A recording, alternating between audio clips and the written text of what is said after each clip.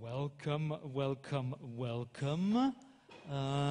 Networking class. It's wonderful to see you here at sigint, our wonderful conference about death metal and personal liberties. My name is Johannes. I'm from Austria. That's how Austria looks like, but just in case you don't know that. Austria is well known for music and mass murder, so that's what it is. But I'm not talking about these subjects today.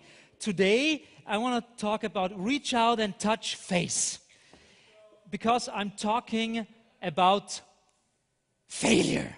So reach out and touch face. Why? Of course, it should be reach out and touch faith. But I never knew that.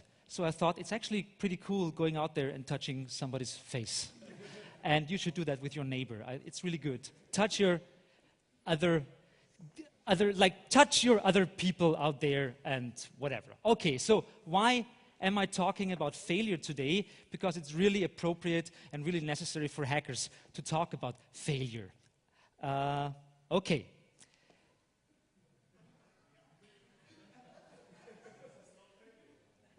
Who knows? Who knows? It might not be failure. Yes, you're in fact right. Hackers love knowledge, and hackers love to show off with knowledge, and they try to find out how stuff works, and that's great. For example, this thing here. Experimentation is a major part of hacking, and why is that a major part of hacking? Because in the most philosophical sense, it's a way to deconstruct things in a philosophical way, but also in a real way to deconstruct things. A specific use is never inherent to an object, even though technical demagogues like to claim that it is. They like to tell us that there is only one certain way to use technology, and that's the right one, and that's wrong. Just compare, culture reflecting computer culture and reflecting culture that is reflecting computer culture. Yeah, so stop that. Just compare the term self-explanatory. That's one, yeah. Compare the term self-explanatory and the term archaeological find. And you'll see what I mean. It's pretty hard it's pretty hard task to find out what technology is and what it should do if you don't have a clue about the context of technology. Usually, the use is connected with the object through definition, let's say the instructions of use. And turning an object against the use inscribed in it means probing its possibilities. And that's pretty much hacking. Indeed, I would like to pound in a nail with a power drill, but at the moment, let's say, the fear of freedom and the fear of responsibility predominate, and that's why I don't use a power drill to hammer in a nail. I just take a hammer, but actually it would be fun to use a power drill. Let's see. Science and technology studies, especially this guy, who looks a little bit nerdy, and he is a Langdon winner, and this guy, Bruno Latour, a French philosopher, they have convincingly demonstrated that the widespread inability to understand technological artifacts as fabricated entities, as social and cultural phenomena, derives from the fact that in retrospect, only those technologies that prove functional for a culture and can be integrated in everyday life are left over. However, the perception of what is functional, successful and useful is itself the product of social and cultural and last but not least political and economic processes. So selection processes and abandoned products, developmental derailments, sobering intermediary results, useless prototypes are not discussed. And that's a main part of the history of technology. All the stuff out there that didn't work for whatever reasons, it didn't work. So why am I telling you that? Because I know that many people out there are hackers, and you know about really, really obscure things, more than any other people concerning with technology on this wonderful little shithole of a planet. Okay, so I came across a book. It's called Tales from the Tech Line, and the subtitle is pretty nice. It's hilarious, strange, but true stories from the computer industry's technical support hotlines. Berkeley Books, New York. It's pretty old. It's from the mid-1990s, so keep that in mind.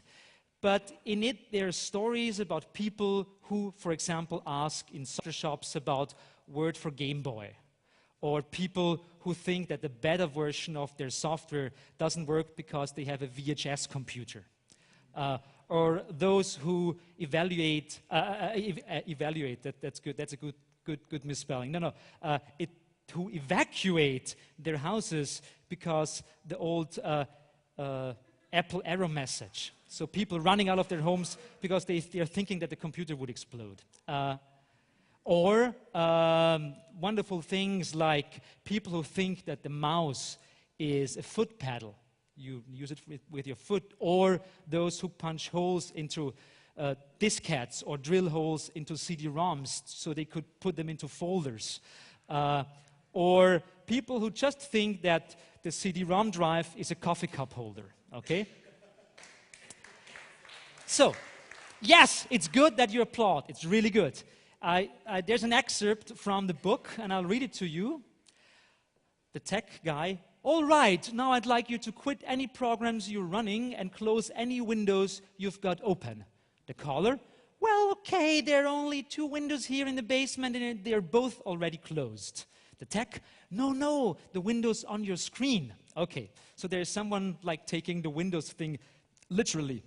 Good.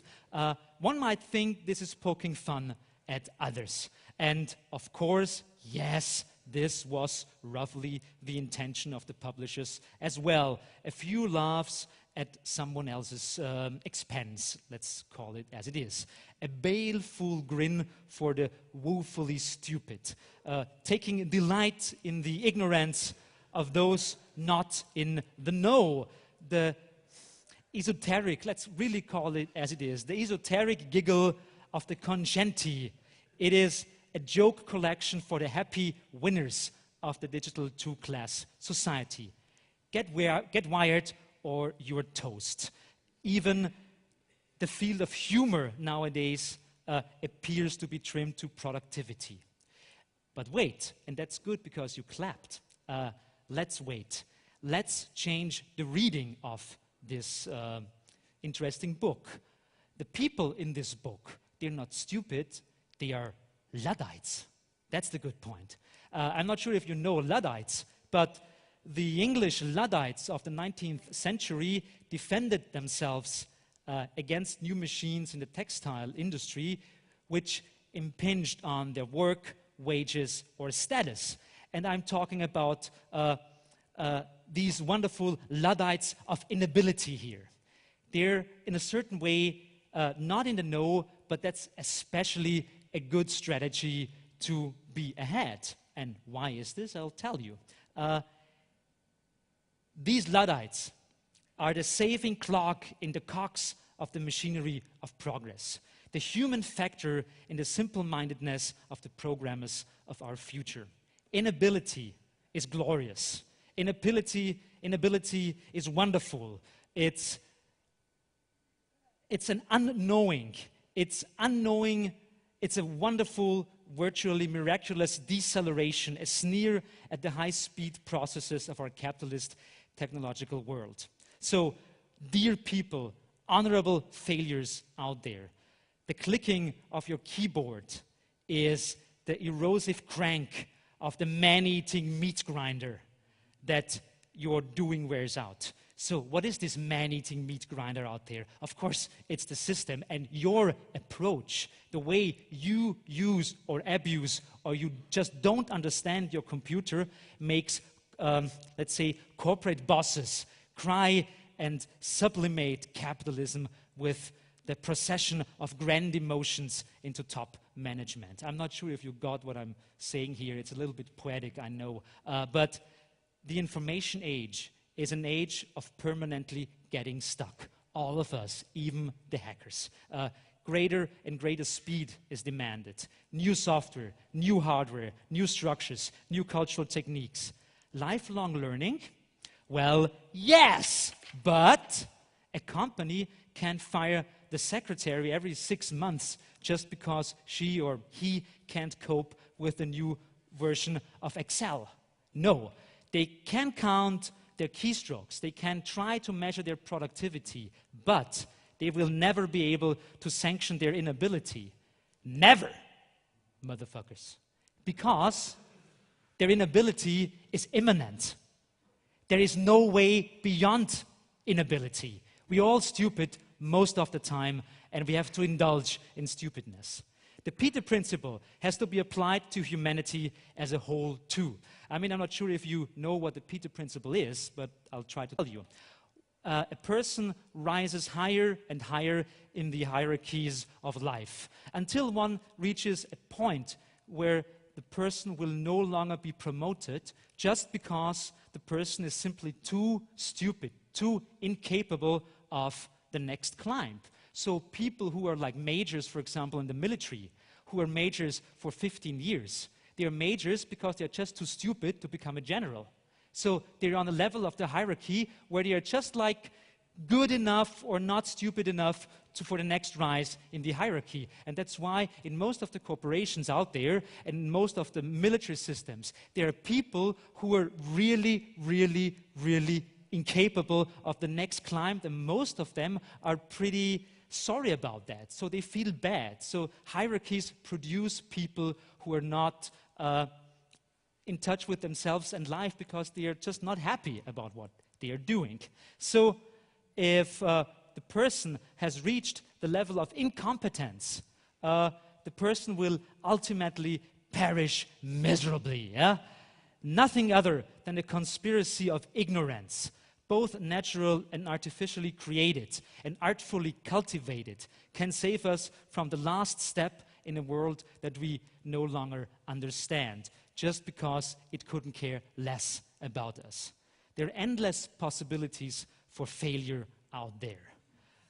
These people in the book, these people and people who you might know out there, people who are just like, they just don't know how to use Windward. What the fuck? Yeah, these people should be honored. They should not be laughed at, but on the contrary, these stories and these people should be read as a eulogy in honor of dissidents. They are dissidents, and we have to accept them what they are. They are heroes. The staff member who complains about the fragility of the extendable coffee cup holder 24X, you see it here, on his PC, is the fevered nightmare of the manual author, thinking he has almost reached a didactic breakthrough. And just imagine the moment of epistemological panic in which his boss world collapses because he's forced to recognize that it would have been better to spend the money he invested in the product with friends at a barbecue and not into his stupid product. Just because, like in principle, the human mind is not capable of understanding what he did. And the human consciousness, oh yes, there's so many great graphics on the internet. Communication, but the good thing about communication is it fails all the time, okay? And if you see that the life of this boss who better would have invested his money into a nice party, just like imagine this boss and he sweats and he just thinks, what the fuck, what did I do with my life? And he dies in mental derangement, and I'm not sorry for him, and his company with him. Okay. So why am I telling you? I'm telling you, of course, because you're hackers. And hackers deal with knowledge all the time, and most of the time you fail by telling other people how the stuff works. To a certain extent that's bad, to a certain extent that's good, because you produce more and more people who fail. Someone I know recently defined a person like a personal spoken sample as his standard error sound. So he has, I don't know, whatever computer system he has, but every time there's some error, he changed it from like the beep thing to a voice sample. And the voice sample is, "Fuck your mother and die!" And every time there's some beep, it's actually, "Fuck your mother and die! Fuck your mother and die! Fuck your mother and die!" And the guy is sitting next to me in my office. And all the time I heard, "Fuck your mother and die! Fuck your mother and die!" And it constantly reminds me of how the world really is. It's hardly congenial, yeah? It's hardly congenial, it's irritating, it's stupid, it's all the time. But at the same time, well, it reminds me that we have to go out there. We have to go out there and make mistakes. We have to make small mistakes and we have to make big mistakes. We have to make nice ones and stupid ones. We have to make trivial ones and catastrophic ones, okay?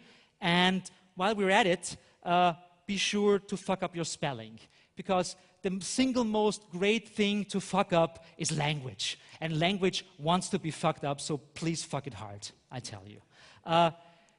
We are living in a world of mass competition. I already used this image yesterday, and I was complaining that the pedo bear is not in this picture here, but whatever. We're living in a world of mass competition. Even like memes work in a way of, do you know the next meme or not, and whatever, and you don't know lolcats? Ha ha ha, I laugh at you that you don't know lolcats, whatever. So we're nerds, we're hackers. And if we talk about what we do, we have to talk of people, what's that? Oh, yes, yeah. No, we talk about this guy, yeah? That's a guy, I don't know him. He is obviously a hacker. He is from the United States of America, and he is at DEF CON, okay? And if you go to DEF CON in Las Vegas, you'll see what I'm talking about, because hacker culture, especially hacker culture that is not socially aware, is always about showing dicks. I can do this stuff better than you, and that's why I win and you suck, okay? And to a certain extent, most of the stuff even can be applied to other geek cultures, but let's stay with hackers. Through the dark and not so dark millennia of human history, we have organized ourselves into cliques, communities, and motherfucking nations. World events were like deadly pong balls. It's a nice picture, I like it. Like, imagine the world is playing Pong all the time, yeah? World events were like deadly Pong balls hurtling towards us. And these groups were, these like cliques and communities and nations, these groups were paddles, the paddles in a ping pong game, whose goal, of course, it was to knock the ball into someone else's court, and of course to win. Add military might, like you see here, as the means of wealth distribution to an efficient system which eats surplus wealth to sustain itself, and competition became the fabric of everyday life. That technology necessary for global cooperation did not exist because the cliques were too small and communication was pretty hard and there was no global cooperation. But competition was thus established as the default way of interacting with the world. There was no way for global communication and cooperation. That's why everyone started in this major bullshit competition out there. In its genteel form, competition means games where nobody got killed. Gladiators turned to soccer, turned to table tennis. By 1972, computers became advanced enough to simulate competitive games, and Pong was born. So I'm actually talking about Pong here. What the fuck? Why is he talking about Pong?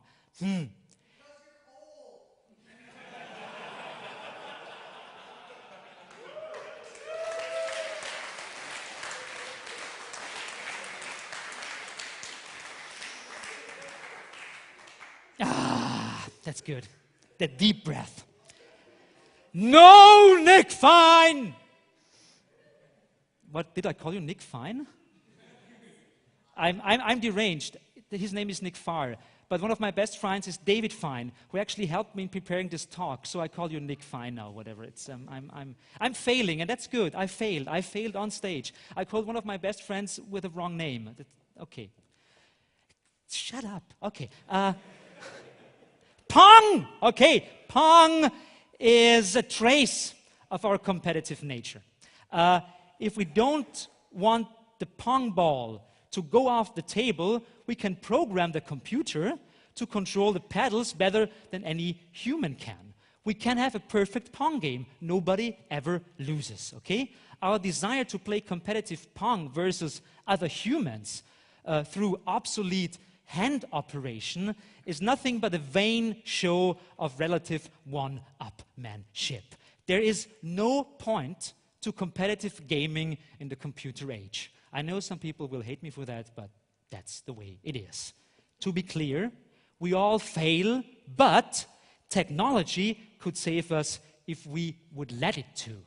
There is enough material wealth for everyone on the planet to have a sturdy home and a steady food supply. If we stop competing and use our global communication and computation capabilities to level the playing field. The planet is a playing field and we have to level it. Let me show you. Now I'll try to switch to Firefox on my Windows machine. Hey, Windows, what the fuck is he doing? Yes, I know. Whatever. Okay. This is Brave New Pong. And how does it work? I will show you.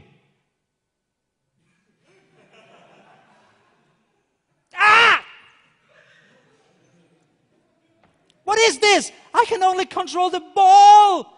I cannot win. What the fuck? That's the point. Yes. Well, I think I go back. Okay.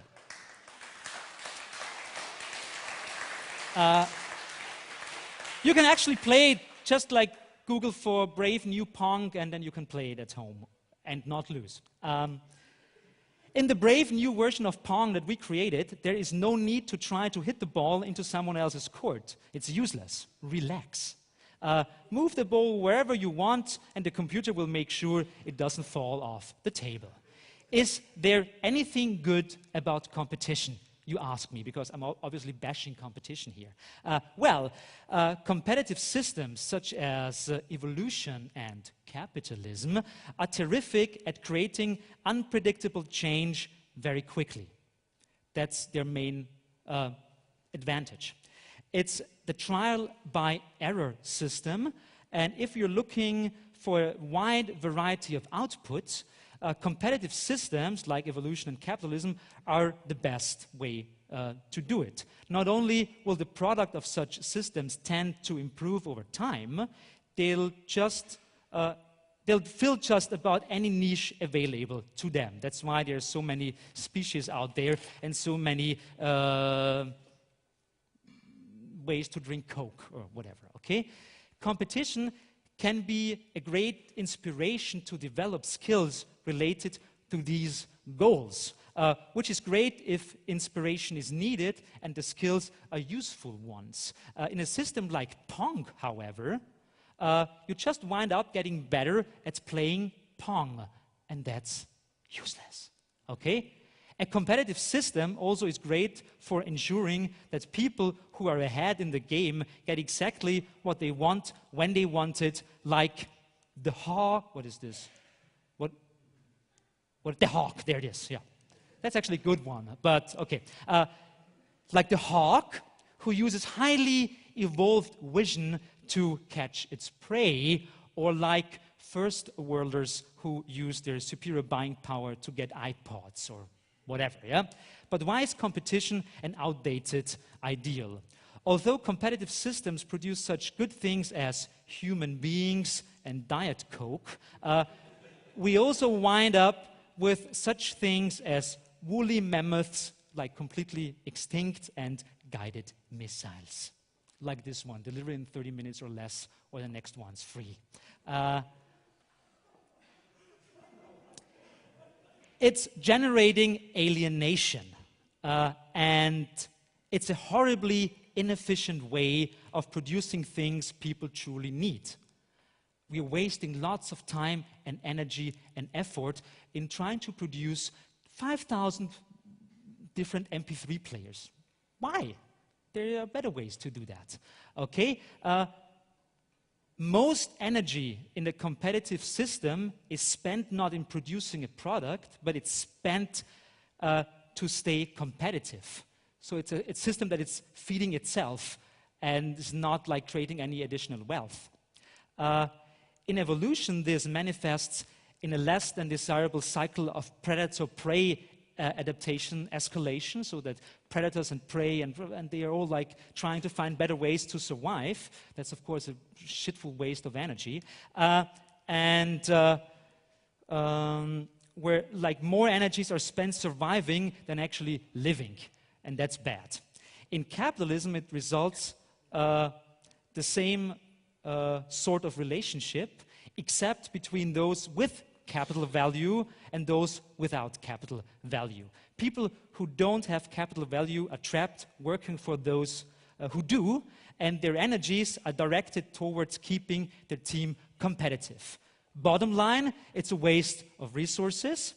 In our competitive system, most of our energies are redundant and wasteful. Redundancy is the result of the wasted overhead when multiple people are working on the same problem in different teams, like Team Coke and Team Pepsi. They are both working on the cola problem, yeah?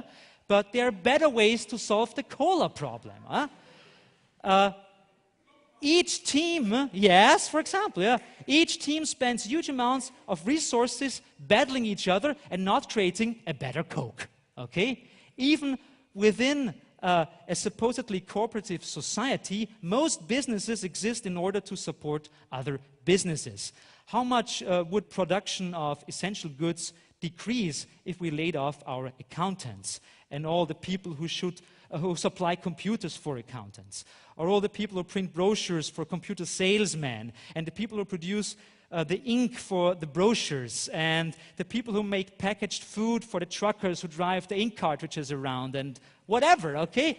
That's how our system works. Think of the construction workers, like here, who build our office towers, and the companies that supply raw material, and the miners who dig them out of the earth, and who are mostly somewhere in Africa and dying, and the manufacturers of processed food, since everyone involved is so busy to feed themselves. This is all within the same nation system where we supposedly share a common goal. In Pong, the fact that your opponent keeps hitting the ball at you means you must spend resources defending your goal instead of using your time for more noble endeavors than playing Pong. So while we're at it, let's get rid of the patent system too, and all advertisement everywhere. How much effort goes into staying ahead of the game? I don't even know, like gigawatts of energy. Most of our jobs are not directly responsible for producing the things we need as a society. So imagine how much manpower could be freed to work on other things. That's why we created a brave new Pong. Evolution and the very rotten system of capitalism have brought us to the point where it's possible to propel ourselves out of our current state of affairs. We are intelligent enough now that we don't need randomness of a competitive system. We don't need evolution. We can program randomness. It's pretty easy, actually. And things that used to be competitive games should now be cooperative games or even non-games. The world is no longer made up of unpredictable systems separated by incommunicable distances. This example here is a major example of fail. It's off the shores of Dubai, where they created a whole like map of the world in form of real islands, and they were trying to sell these islands. So multimillionaires could buy these islands and have their villas on them, or like spend a good time there. The main problem is they didn't think of the ecosystem off the shore of Dubai. The problem is they created all these artificial islands out of concrete blocks where they put sand on top of them. The main problem was that these concrete blocks formed small holes and caves and niches, and it was the perfect breeding ground for one of the most poisonous snakes, water snakes on the planet. So people can't live there because actually they do not want to live there because they cannot go and swim in the ocean because there are stupid snakes everywhere. Yeah? So they invested millions of dollars and billions of dollars creating these artificial islands to sell them to rich people who now do not want to live there because they didn't consult biologists. Okay, good. By using computer models to produce what we want and distribute it fairly, the age-old game of producing for production's sake can come to an end. Humans have tried organizing themselves in more equitable arrangements in the past. But these systems were ultimately run by other humans. In the new world, we'll be able to relax and let technology do the job. And I'm not a technocrat, I have to tell you, but I think it will work. The pong ball will never fall off the table ever again. Doesn't that sound nice, like a little hippie-ish? Well, I don't know. Maybe all these people are dead by now because they take too much drugs. I don't know. But we have to start to forge our own destiny. I'm in a certain way talking about planned economy here, but at the same time, it's not planned economy, because planned economy dealt with many, many things, but not with itself. The planned economies of the Stalinist eras were not planned economies, they were bureaucratic collectivist societies, and they all failed because one essential part was missing. It was the part of, like, we have to work together. A planned economy, a planned society only can work if we distribute the stuff and really talk what we want to do. And an important part of this is democracy.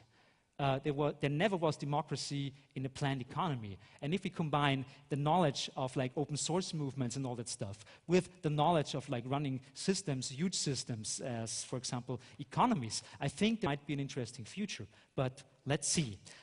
Why am I telling you all that stuff? I think we all should fail, maybe even with the stuff I'm telling you right now. I'm actually pretty sure that I will fail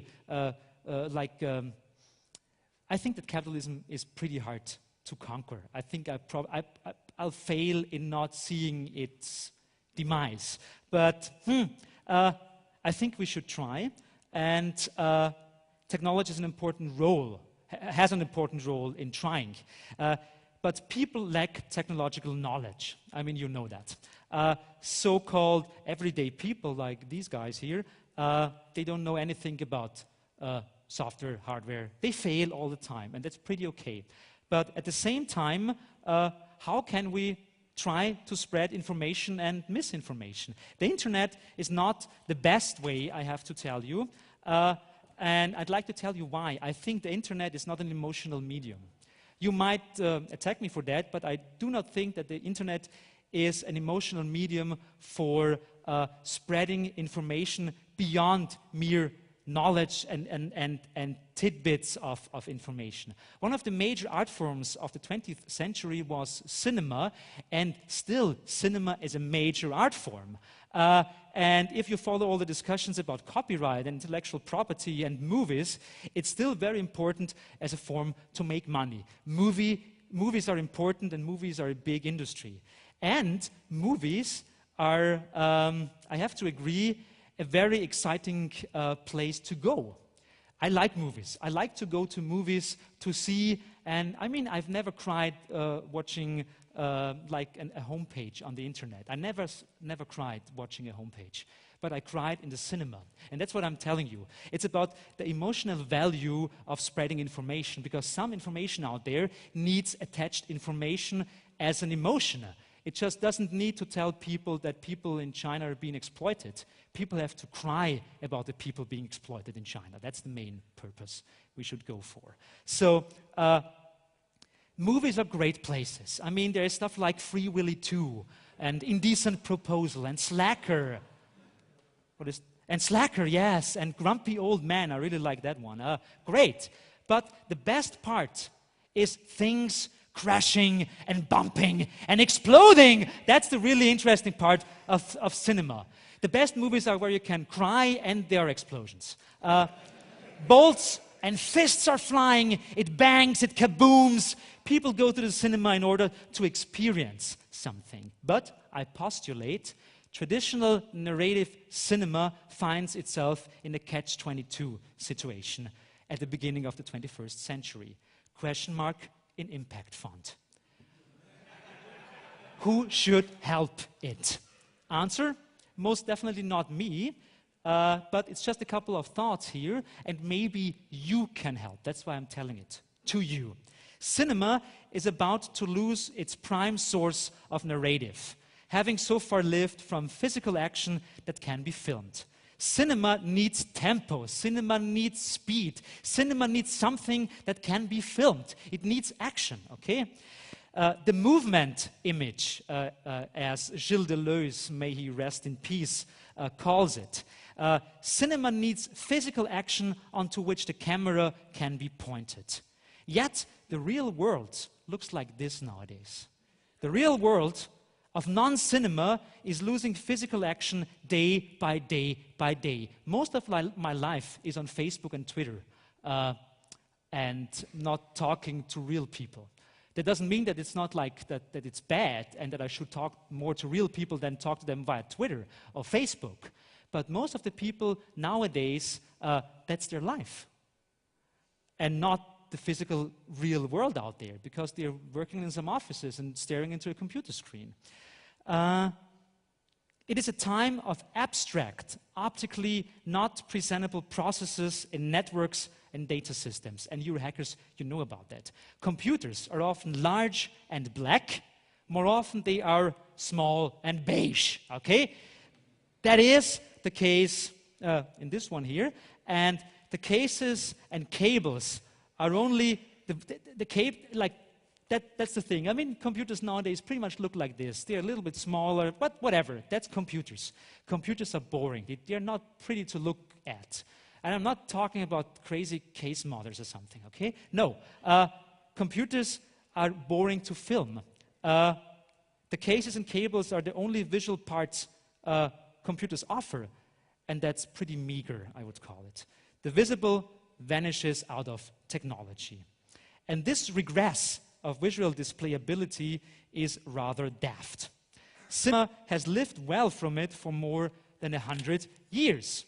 It's easy, it's very easy, to turn an attack on Fort X or a train robbery on Route Y to Z into a blockbuster. Same thing goes for bank robberies. Bank robberies are great to film. It's really good. There's something action, blah, blah, blah. Action, yeah? The main problem is there's movement, there are things happening, but to hack into an ATM is filmed within 20 minutes and lasts perhaps like a minute or two if you edit it. It's easy money, like you remember Terminator 2? Easy money is the quote in Terminator 2, if I remember correctly. So the most important crimes nowadays perhaps take place in electronic money movements between international stock exchanges. Hollywood cinema, on the other hand, still hasn't thought of anything better than chases out of an Errol Flynn movie. So Hollywood is pretty good in telling stories, but most of these stories are obsolete. They are not in touch and connection of what people nowadays really do and where they work and how they plan their lives. Following this analogy, you could turn rather grim. How can we portray the stories of this new millennium? All these dramas and comedies, all these crimes and stories. Traditional cinema has been trying to avoid addressing this problem for some time. For example, there's this nice film from 1996 called Eraser, starring Arnold Schwarzenegger. And there's a nice scene where you have a power cut in an office, and the computer doesn't eject a CD-ROM drive, doesn't eject a CD-ROM anymore. And the CD-ROM is really important for Schwarzenegger because it has all the evidence on the CD-ROM. So because it's pretty boring to just press eject, the CD-ROM gets out and you go away, or Schwarzenegger goes away with the CD-ROM. Of course, there is a power cut, and there is no power, and he can't get the CD-ROM out. So what does he do? He takes his fists, he slams into the computer, he rips the CD-ROM out. Wow! I mean, that's the way traditional cinema nowadays deals with the computer age, okay? What does the main character do? He is powerful and does interesting things. Like this one, that's a Motorola phone in the same film. Schwarzenegger, at the very end of the film, it's like the last 10 minutes showdown, yeah? He is always communicating with his cell phone and blah, blah, blah. You know, 1996, it was pretty advanced back then. You had like cell phones, whatever, blah, blah, blah.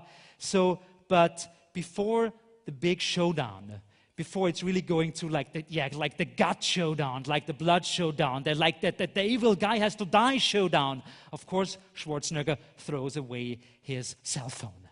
And he's even like, well, I don't need you any longer or something. He throws away technology, and the only technology he still has is a gun. Actually, a gun, a big gun. There are more examples of such dramatic cramps.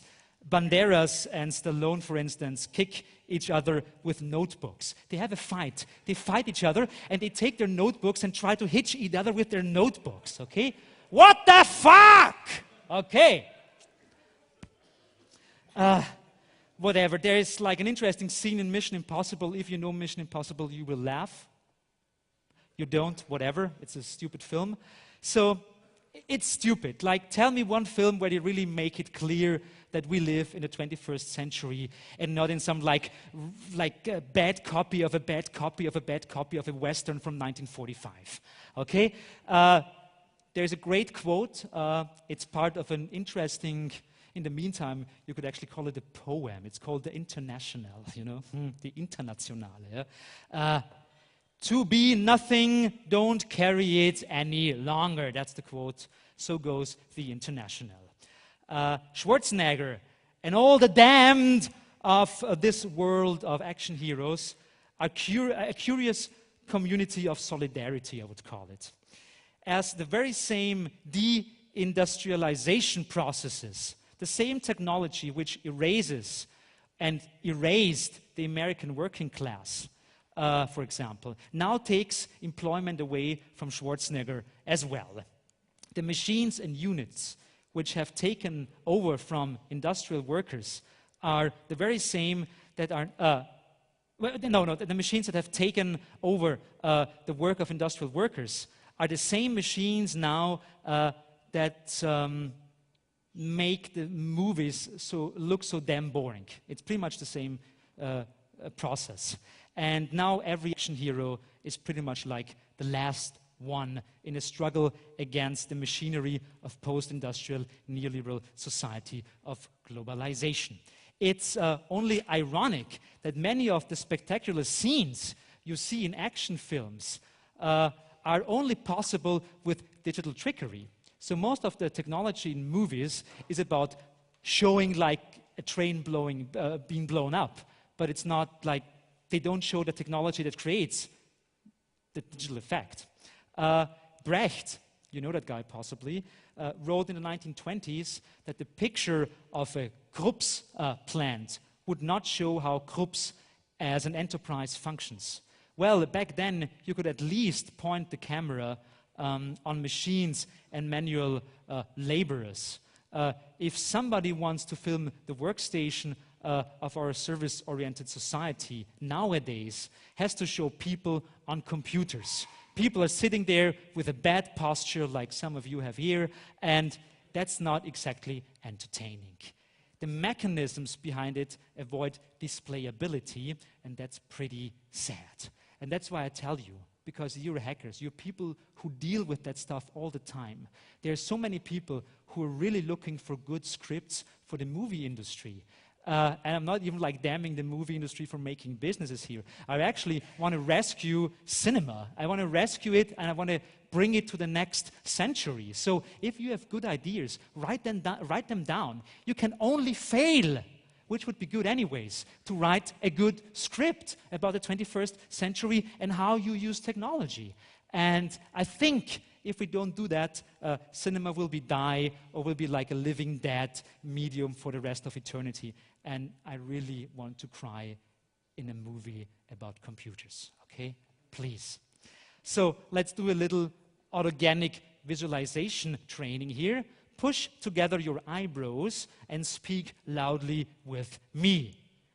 Oh yeah, that's really important. It's a horse and it's free, like you are. Okay. I want a general recognition of the vanishing of the visible and a disengagement from the anachronistic. No, I didn't. The pronunciation was a little bit bad. I'll start again and you help me, okay? I want a general recognition of the vanishing of the visible and a disengagement from the anachronistic. That's how you pronounce it. From cinema, which has been outdated by technology. Yes, okay? So, as a grand finale now, in my tour, The Fail, I want to present you with a wonderful song about Hollywood. It's an Austrian song from the 1970s. It's called Good Old Hollywood is Dying. Have you heard about that one? It's not as good as like surfing multimedia, but it's pretty nice. It's like two pretty stupid guys. One of them got a hair transplant a couple of years ago. And they sing about the good old Hollywood that is dying. And I think we need something nice, a form of solidarity. I know you can't sing, I can't sing, but we'll make it together. So let's try it. Please volume up for good old Hollywood is dying. I hope we have enough power, enough volume, and let's try it.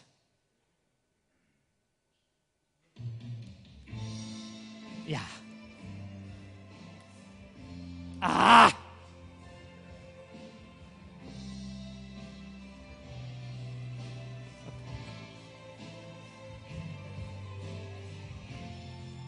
Okay.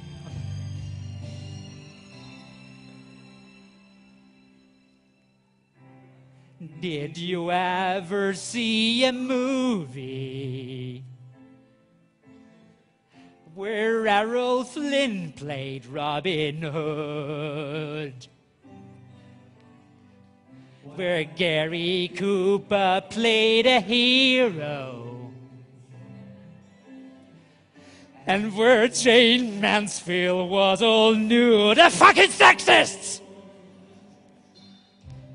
Did you ever see a movie where Shirley Temple played a child? Where Rock Hudson played a lover? I want to see lighters. Lighters, come on. Where James Dean got really wild. Yeah! Good old Hollywood is dying. Good old Hollywood is crying. Good old Hollywood is dead. Ah! Did you ever see a movie where Gene Kelly danced so bright? Where Judy Garland sang a love song? where Humphrey Bogart lost the fight. Good old Hollywood is dying. Come on! Get up! Stand up! Now! Yes! Good old Hollywood is dead! Thank you very much. Have a wonderful evening. My name is Johannes Grenzfurt. Now that's my email address and my Twitter account. You can send me anything. I will try to read it. Good night.